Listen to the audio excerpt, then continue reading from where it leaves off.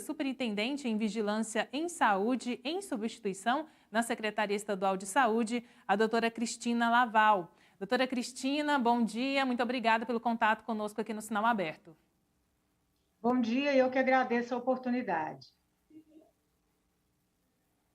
Doutora Cristina, como eu falei aqui, são 58 casos notificados aqui no Brasil, mas há casos registrados em todo o mundo, né, principalmente na Europa. O que já se sabe, né, baseado nesses casos, a respeito dessa hepatite de causa desconhecida? Olha, como o nome bem diz, é uma hepatite de causa desconhecida, então todos esses casos que foram notificados pelo mundo, eles passam por um processo robusto de investigação para afastar qualquer causa comum já conhecida que possa estar levando a esses quadros de hepatite aguda, normalmente graves, e que podem ter desfechos realmente desfavoráveis. Então, o que se sabe até o momento é que são hepatites agudas que não são causadas pelos vírus da hepatite que normalmente causam essa patologia, que são os vírus da hepatite A, B, C, D e E. E, mediante as investigações já realizadas, sabe-se que uma proporção importante desses casos tem cursado com a detecção do adenovírus, que é um vírus que pode causar sintomas respiratórios, e também parte desses casos tem cursado juntamente com o SARS-CoV-2, que é o vírus que causa a Covid. Então, apesar de ainda não se ter nenhuma correlação entre o adenovírus, o SARS-CoV-2, né? Essas observações todas têm sido investigadas. Existe um aprofundamento na investigação laboratorial para afastar outras etiologias, como, por exemplo, vírus que causam arboviroses, como dengue, zika, chikungunya, febre amarela, outros vírus, como o próprio vírus do sarampo, Epstein-Barr, citomegalovírus, e também outras causas que não são infecciosas, mas causas genéticas, metabólicas, até mesmo obstrutivas, que podem levar a esse quadro de hepatite. Então, todo o zelo está no sentido de, no primeiro momento, afastar qualquer etiologia mais comum que possa levar a esses quadros, para que realmente você tenha esses casos como prováveis de ser por uma etiologia desconhecida. E aí todo o esforço é no sentido, então, de aprofundar a investigação para tentar chegar a um agente etiológico mais provável para essas hepatites, o que ainda nós não temos essa definição no mundo. Por isso, as investigações estão sendo feitas de forma muito cuidadosa e robusta para se chegar a determinar o que pode estar causando essas hepatites. Doutora Cristina, e por que fala hepatite aguda, né? Quais são os sintomas? O que difere essa hepatite de causa desconhecida dos outros tipos de hepatite? Clinicamente, não há uma distinção. É uma síndrome hepática aguda, normalmente cursa com febre, dores abdominais, vômito, diarreia e a chamada icterícia, que é aquela coloração amarelada na conjuntiva dos olhos e na pele, e também fezes esbranquiçadas, que a gente chama de acolia, e a urina mais escurecida, mais alaranjada, que a gente chama de colúria, que são sintomas comuns a todas as hepatites agudas. Por isso que é importante, do ponto de vista da vigilância, nós estarmos com o radar bem aberto, né, a essa síndrome hepática aguda, para acompanhar os serviços de saúde e permitir que, de forma oportuna, em tempo oportuno, sejam coletadas amostras, né, de fezes, de sangue, suaves nasofaríneos, exatamente para aprofundar essa investigação laboratorial e a gente não perder a oportunidade de acompanhar esse caso. Por isso que existe toda uma preocupação que as vigilâncias epidemiológicas, né, estejam com radar aberto e atento, e que os serviços de saúde, tanto público quanto privados, estejam em contatos com as autoridades sanitárias, exatamente para que a gente não perca a oportunidade de acompanhar esses casos.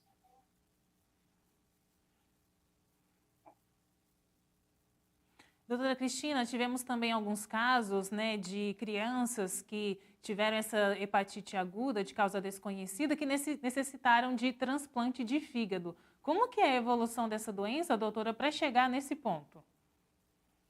Hoje no mundo, nós temos quase 350 casos de hepatite aguda dentro dessa perspectiva de uma etiologia desconhecida que foram notificadas no mundo, né? A maioria desses casos na Europa. Então, o que se sabe desses casos, né? Além do que eu já falei, de existir uma proporção importante de quase 30% que cursam com o adenovírus sendo detectado concomitantemente, praticamente 10% cursam também com a detecção concomitante do SARS-CoV-2, e próximo também a 10%, nós temos essa evolução que leva à necessidade de fazer um transplante de fígado. Então, isso mostra que existe uma porcentagem importante, próximo de 10%, que cursa com uma evolução grave, que leva a uma falência completa do fígado, necessitando, então, do transplante.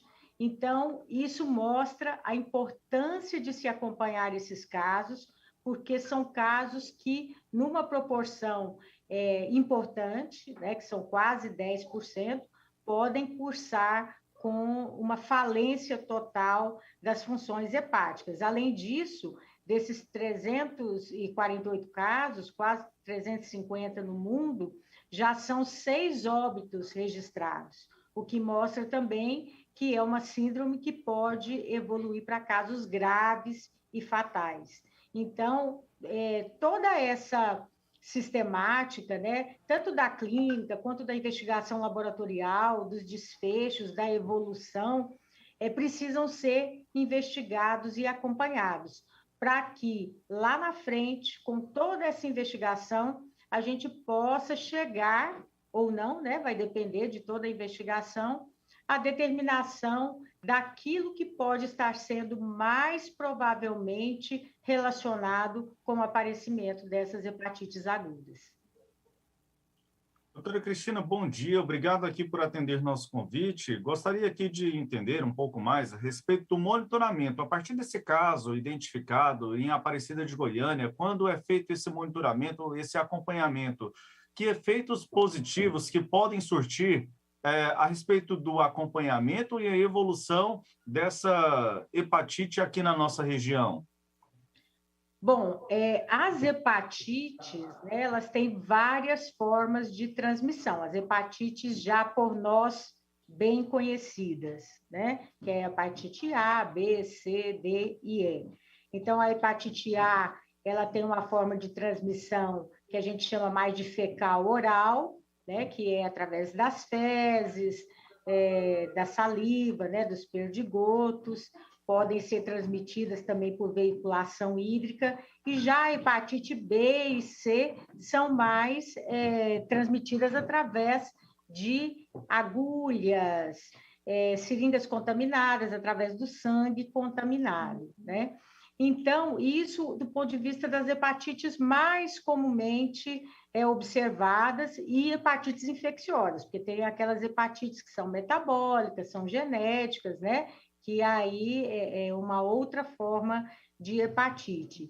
Então, essa investigação é muito importante, primeiro, para reforçar as medidas de controle gerais contra as hepatites, que é a lavagem das mãos, a vacinação que nós temos hoje na rede pública para as hepatites A e B, né, que devem ser realizadas, sobretudo nessa faixa etária, que é a faixa etária do escopo dessa hepatite aguda de etiologia desconhecida, que são pessoas menores de 17 anos, né, de 0 a 17 anos. E a cobertura vacinal está adequada, doutora, para essa faixa etária ou não? Não, infelizmente, nós temos visto que as coberturas vacinais, né, de todas as vacinas, elas estão abaixo do esperado, e é por isso que a gente faz aqui esse alerta, né, que mesmo não tendo uma relação direta com essa hepatite, é muito importante que as medidas de prevenção das hepatites como um todo,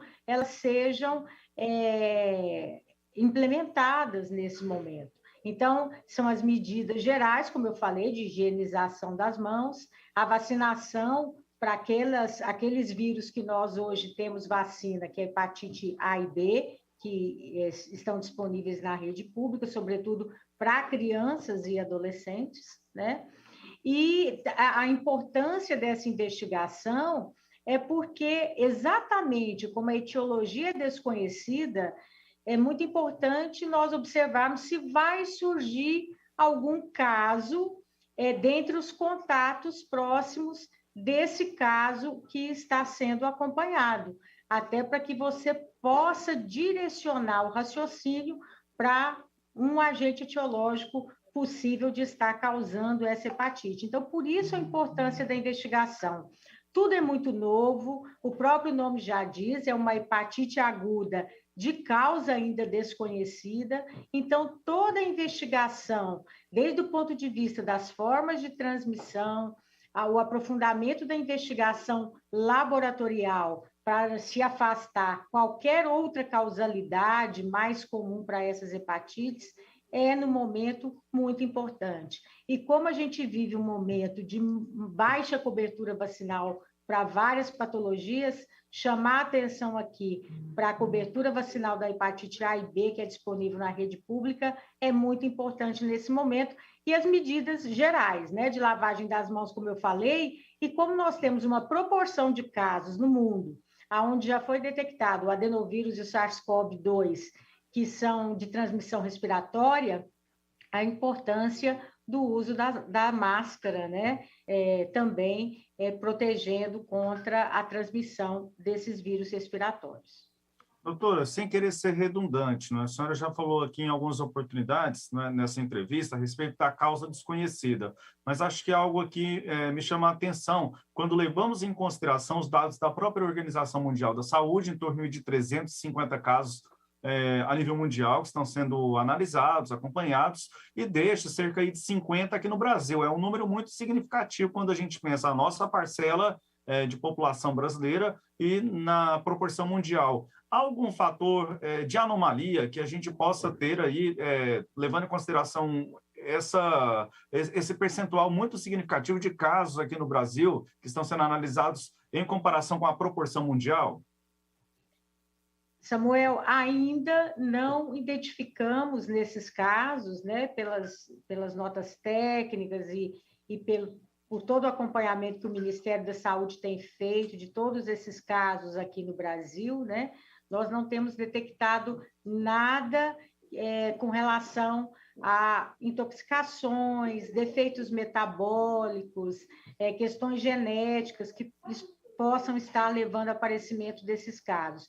E eu digo isso até porque o fato dele entrar como um caso provável de hepatite aguda de etiologia desconhecida é porque toda essa investigação com relação a intoxicações, doenças metabólicas, doenças genéticas, arbovirose, já foram afastados.